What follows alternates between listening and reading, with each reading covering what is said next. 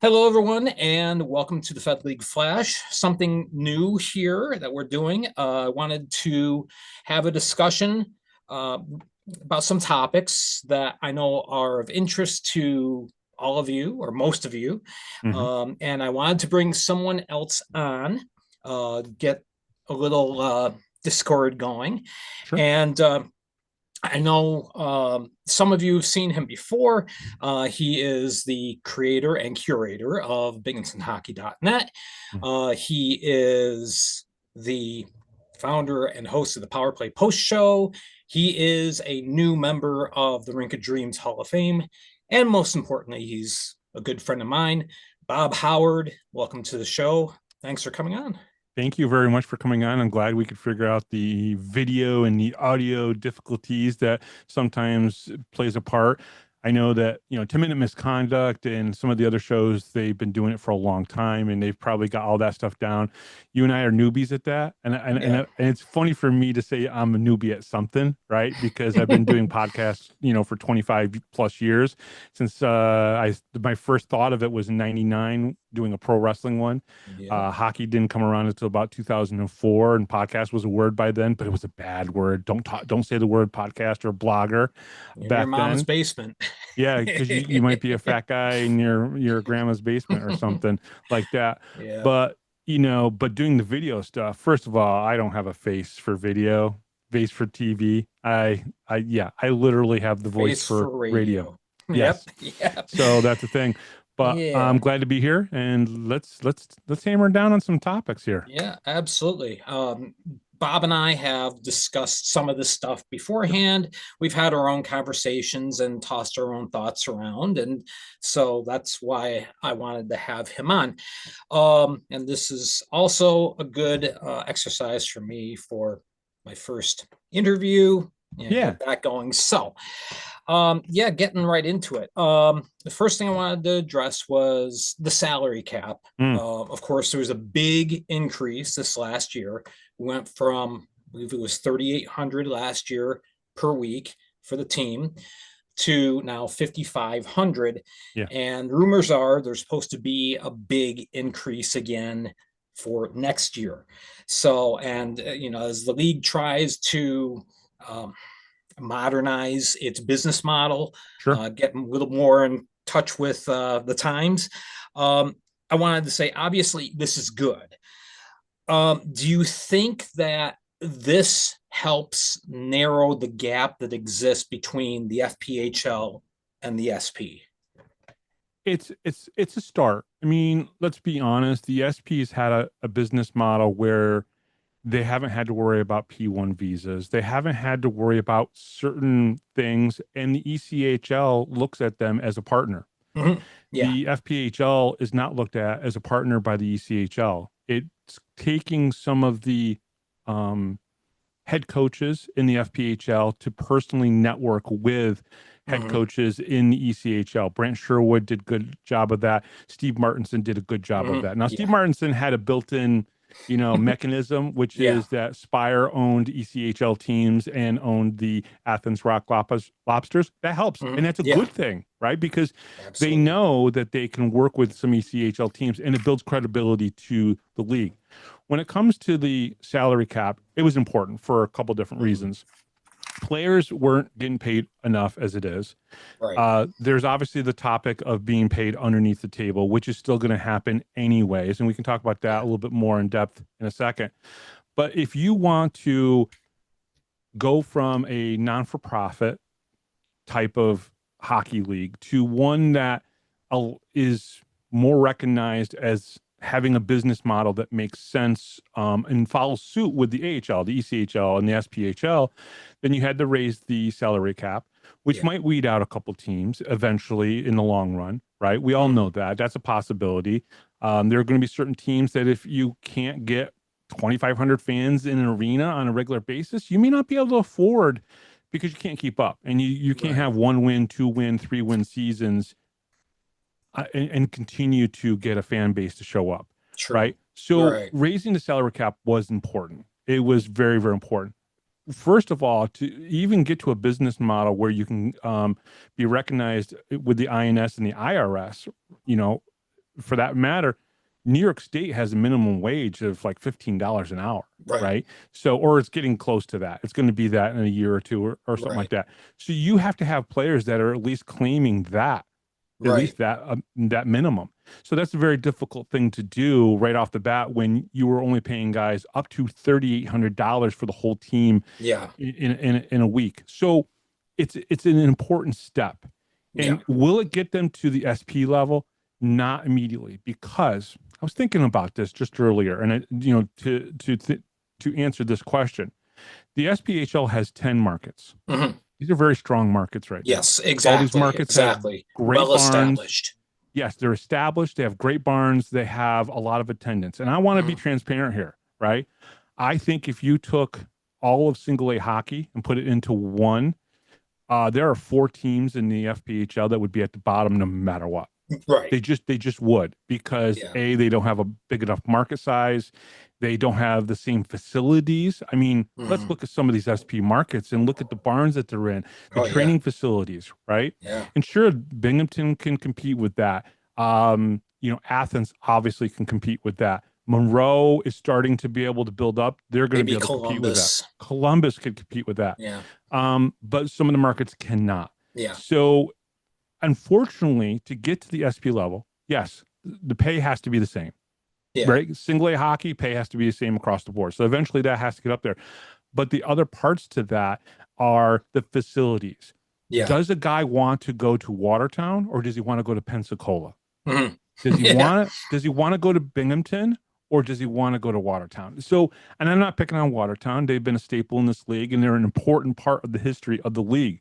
And Yes. I don't want Justin Coachman to come after me and say, "Oh, what are you doing? What are you saying about But Watertown?" there's challenges there. There are challenges there, and you have to accept that, and you have to be realistic that if you want to get to a certain level, there are certain markets that won't be in this league in a few years.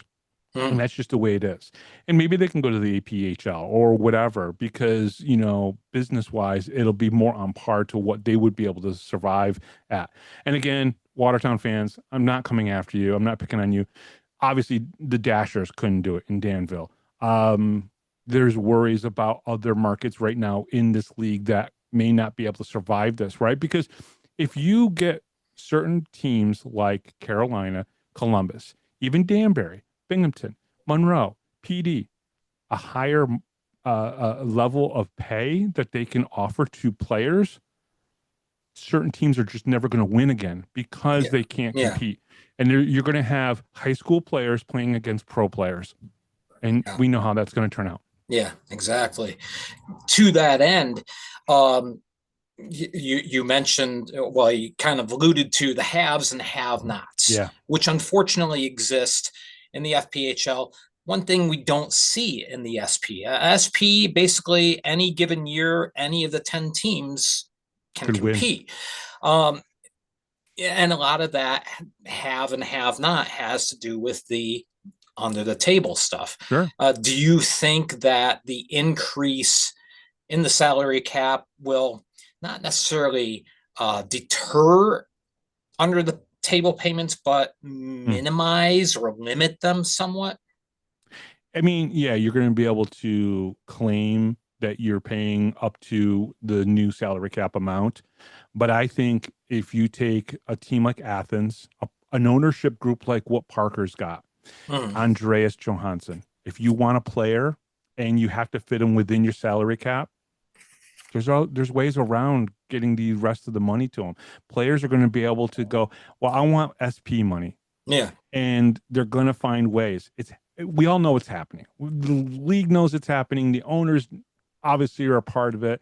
They know what's going on. Us fans, we know what's going on. worst kept Media, secret. it's the worst kept secret. Yeah, I don't think it changes.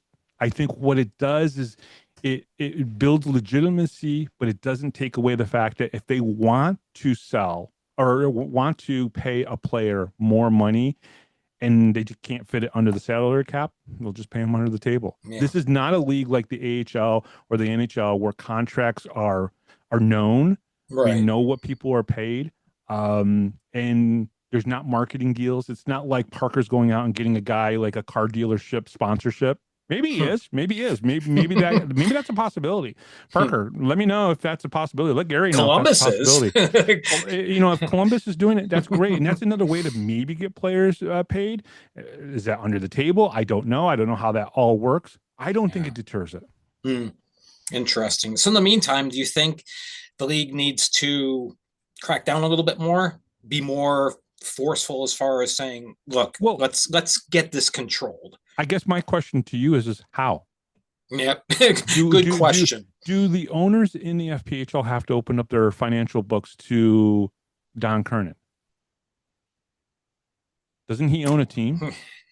He's a part ownership of a Right. team. How can he then turn around and say, Parker, I need to see exactly everything that's going on under the PD payment Yeah. roster, for your roster. I don't think they can do that right now.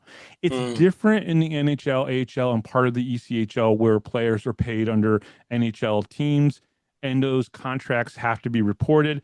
I think there's a more open book policy, so to speak, right? I yeah. mean, you can go on to certain websites and find out what, Connor McDavid is making Right. per year, right? In the FPHL and the SPHL, it's a little bit different. And a lot of the ECHL guys, you're not going to know because they're also contracted players, single Individually. contracts, Yeah. individually contracted Yeah. players. They're not, so I don't think the FPHL really has a leg to stand on to go to Mm, Andreas Johansson or Parker or the guys down in Carolina and say, hey, how much are you paying these guys? Show us your mm, books. We want to see everything, even the under the interesting. table stuff. They're not going to show that anyways. Yeah, so So I don't think there's anything you could do. the saga continues. Exactly.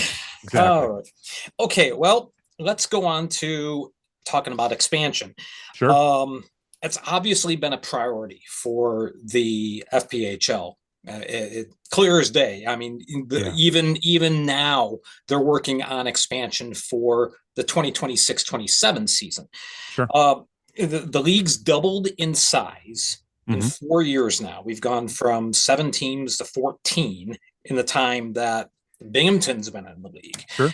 Um, how much is too much? Are things moving too fast? It's only too fast if the team doesn't work out. Okay. Hmm. So when we look at Hudson Valley, right? Wrong situation, wrong ownership group. Pat Manning had his issues there, didn't have the money that he needed. Are we seeing that this year with another team that I'll leave nameless, right? But everybody probably knows who I'm talking about. Again, I think, Monroe has been a great addition to this league, right? I Agreed. think PD has the very good potential to be a great addition to this league. I Yeah. thought Baton Rouge was going to be, and now Baton Rouge, their attendance has kind of tailed off a little bit, but maybe, you can't look at that first year and go, oh, this is what they're going to do every single year. Because if that Exactly. was the case, Binghamton did 3,000, yet they're up to 4,300 last year, Right. right? So each market is going to be a little bit different. I think it's only too fast if the market fails after 1 year. Mm. If the market doesn't fail after 1 year, then no, I don't think it's too fast. Do I like the way they handle bringing in an expansion team and then having an expansion draft where I don't think the rules and the guidelines are set up perfectly, but maybe that's just my opinion. Maybe other Mm. people like it and I'm just the minority in that. But because I think they could do something better with that where certain veteran players like a Matt Graham up in Port Huron. I mean, come on, that was ridiculous that he got selected and then had to fight for his freedom. I mean, he's the general manager.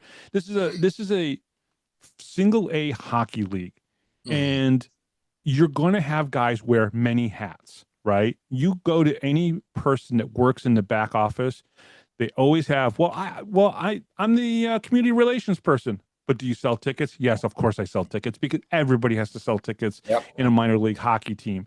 So it's it's one of those things where I just think that the the league expansion is is important to grow, but if you go into the right markets, and the right market is at this point, let's be honest, if you want to compare this league to the SPHL, you need to be in 5,000 seats or higher, Mhm. right? Unless you're like a Binghamton, unless you're like a Carolina, that's different.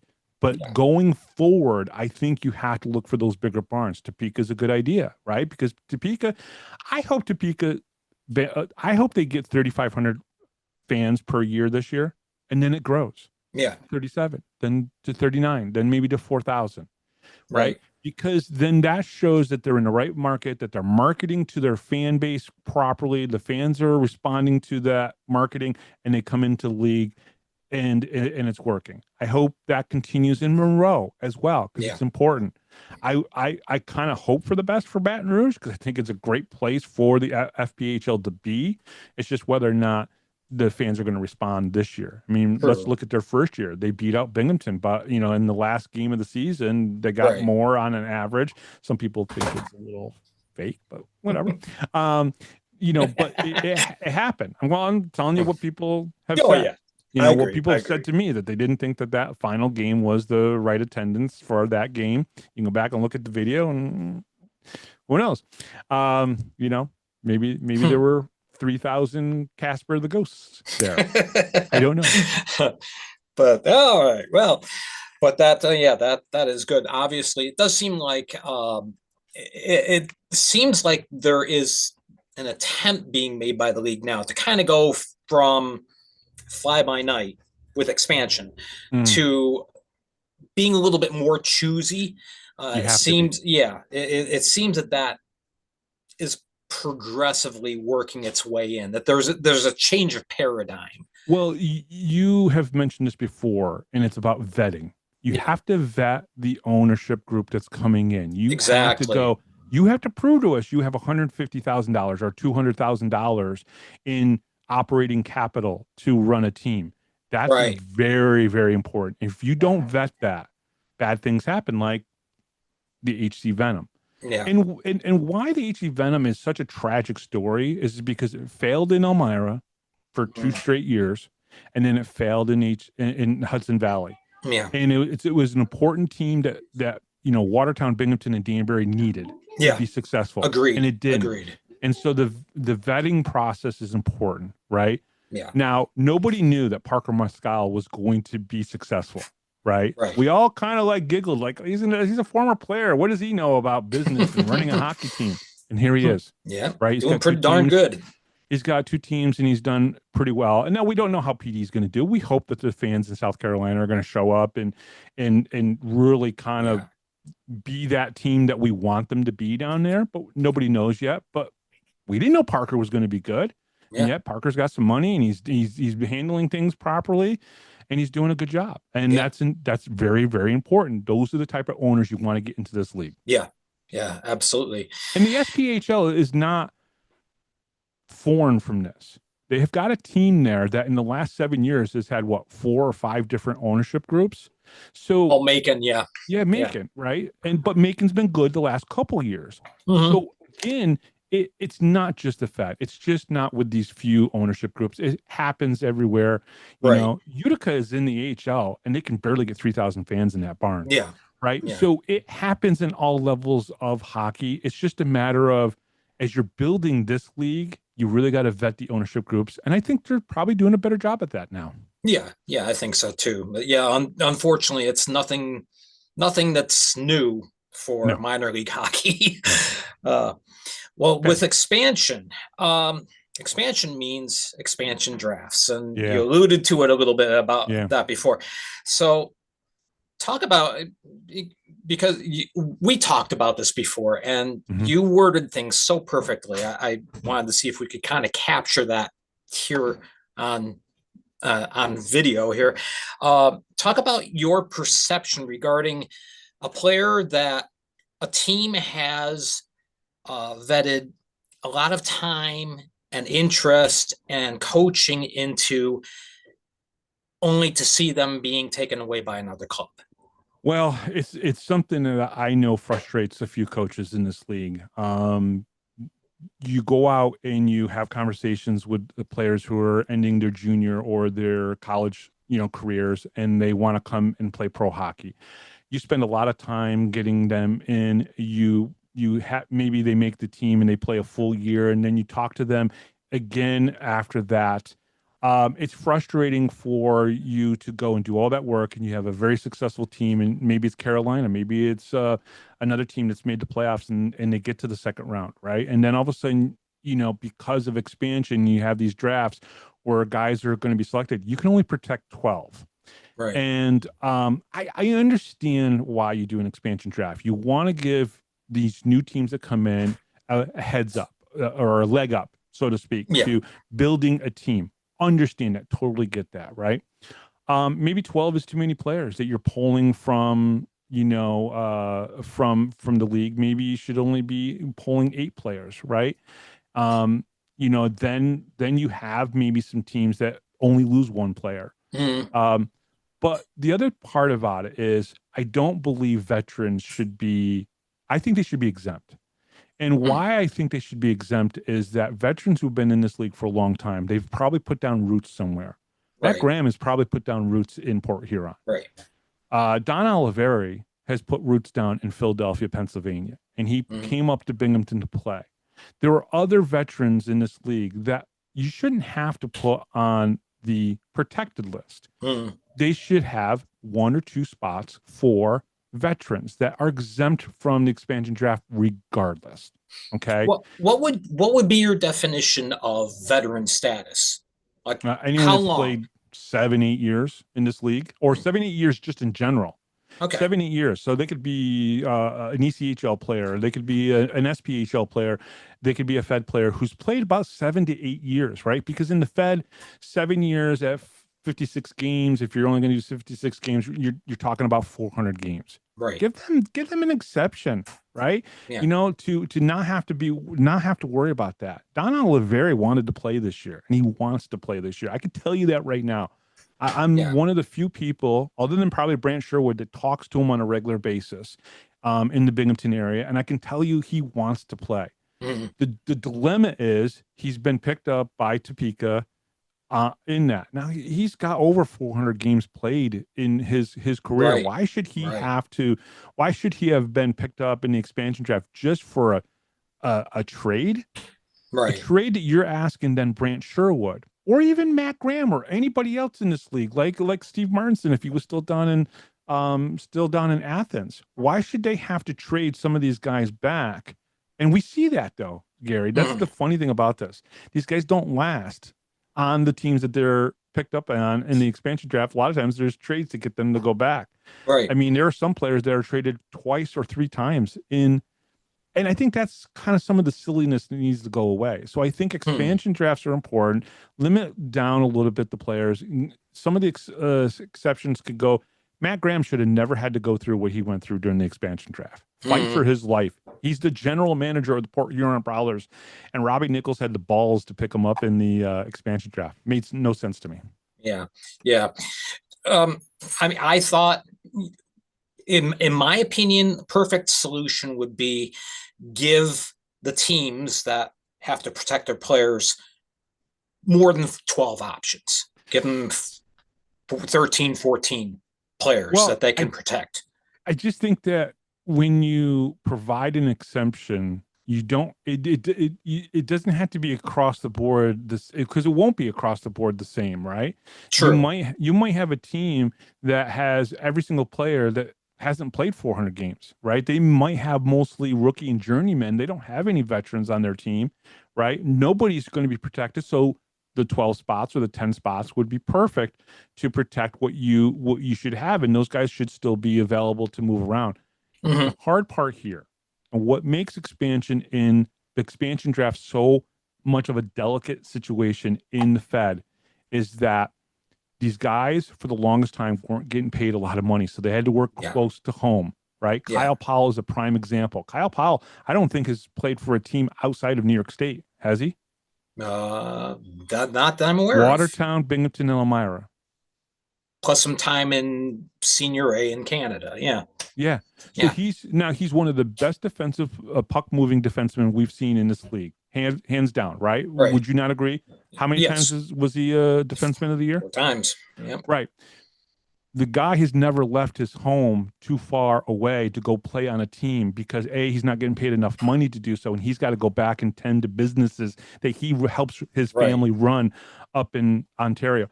So Right. again, that is the reason why I think veterans should have an exemption. And then after that, the details of how many for the expansion draft is is up for the league to figure out. Yeah, yeah. Um, Last thing I wanted to touch on, Yeah, you and I have discussed the oddities that are player contracts in the yeah, FPHL. Here you got, yeah, you have to sign a contract. You agree to this dollar amount per week, blah, blah, blah, blah. You sure. got to sign that every year, but somehow, some way, the team still holds your Holds the rights for right. 3 years. Yeah. Uh, Share your thoughts about that paradox. It doesn't make sense to me all that much. If you could take almost any player, there's a lot of players that stay on one team for many years, Mhm. right? Tyson Kirkby's now been with the Black Bears for 4 years. He's going to go on his fifth year. Hmm. Yeah, If Austin Tyson Federley, 10 years. with Port Huron, Yeah, he's been there for 10 years yeah, and he's had to sign 10 different contracts. yeah. That doesn't make any sense to me, Gary. It just doesn't. If Austin Federley is going to play with Port Huron for the rest of his career, say he says, I want to play for 3 more years for Port Huron, why can't they sign him to a 3-year contract and maybe give him a small raise each year going up, right? Because you're going to make a little bit more money if the Mhm. attendance grows or gets better. And, maybe this is in his 6th year. Maybe it's in his 5th year, and you're like, man, he's our captain. He's going to be our captain until he doesn't want to play hockey no more. Why Yeah, can't he give him a 3-year contract? It doesn't make sense. In the AHL, you can still sign multi-year deals with the NHL team and still play down in the AHL. So it can happen. I think the ECHL, the SPHL, and the FPHL need to relook at that at some Hmm. point and go, you know what? A guy like Tyson Kirkme might want to play in Binghamton for 2 years. Maybe he wants to go play in Worcester for the next 2 years. Why can't Worcester sign him to an ECHL contract for 2 years? Right. It doesn't make sense to me. But then they hold his rights for 3 years. Yeah, Like when a new player comes yeah, in, Gary Ryan comes into the Fed, he's going to go play for the PD Ice Cats. Parker's going to sign him for his first ever contract. He's going to be a goaltender. Good for you, Gary, being a goaltender for PD and everything. don't look Parker at my now goals holds your against. yeah. Parker now holds your rights for 3 years, but he can only sign you to 1-year contract. It Yeah, doesn't make sense to me. You're 15 years now into this league. You have to start thinking about being a pro league. I've always said I live in Binghamton, New York, but I don't think like a small city person. I right. think like that's how I did the power play. That's how the power play post show in Binghamton Hockey Net was formed. Was just like I'm like, all right, I'm a small guy in a small city, but I'm going to think big like New York City Yeah, because that's what people do. That's how I was, calling games in the AHL. I mean, just because I said I can do it and I yeah, did it. I think that only keeping them to a 1-year contract just doesn't make sense. Now, of course, a team like Indiana, they're like, hey, we don't know what our future is. We're going to sign people to 1-year contracts. Totally understand that. Totally, totally get that. Right. right. But a team like Binghamton, who's probably going to be around for the next 5, 10, maybe 15 years in this league, right? Because it just works out. It's just Yeah, a perfect situation. Why can't they have guys sign with them for 2 years, 3 years? yeah, And yeah. those contracts would make them exempt from expansion drafts. Yeah, very true. Very true. Yeah, That's how I look at it. that's a big thing. And well, we see that in the NHL too. Yeah. If you have 2 years left in your contract, you're not going to be picked up by the Atlanta whatevers. Yeah. Yeah, Are the Thrashers coming back? I hope so. who Like knows? I love thrash metal music, right? So it's like I want the Thrashers back. We I actually have 3 very good fans here in Binghamton, and their last name is Thrasher. And they don't know this. They might watch this, and I hope they do watch this. I absolutely love their last name because I love Metallica, Megadeth, Slayer, Exodus. All those bands are some of my favorite bands in the world, and they're thrash metal. It's like, all right, I'm done. I'm done being there silly. you go. I'm going to go Anything listen to some else? Tool now. Anything else you want to talk about? No, I think it covers it well. Yeah, we're just about out of time. So yeah, I Yeah. guess we will wrap this up. But Bob, thank you so much. Give everyone the address for your website that you have. Well, it's pretty simple. It's binghamtonhockey.net. If you can go there just to learn about anything. I know when new broadcasters come to Binghamton, they check out binghamtonhockey.net to learn about the history Mm. of Binghamton hockey. We've been around for 52 plus years now. I Not use it as a not resource.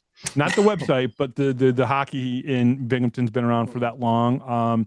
And of course, you can listen to the Power Play Post Show, which you can see the logo right behind me. This is pretty cool. Yeah. But you can listen to that on Spotify, YouTube, all the different podcasting platforms, and just check it out. All right. Awesome. Bob, thank you so much. I deeply appreciate this. Hopefully, this gets the ball rolling for Yeah, future discussions and future interviews. So, thank you very much for your time. Deeply I'm appreciate it. I'm actually going to call one guy out for you. It's like Uh-oh. Charlie Pence Jr. You got to come on Gary's show. So Charlie, if you're listening to this, I want to see you on Gary's show here in the future. Maybe, Maybe. maybe, All right. Cool. maybe. Awesome. All right. Well, Bob, thank you again so much. And thank all of you for tuning in for this edition of the Fed League Flash, something different. And I hope to do this more often. So we will check you guys out later on. Thank you again for tuning in. Have a wonderful day.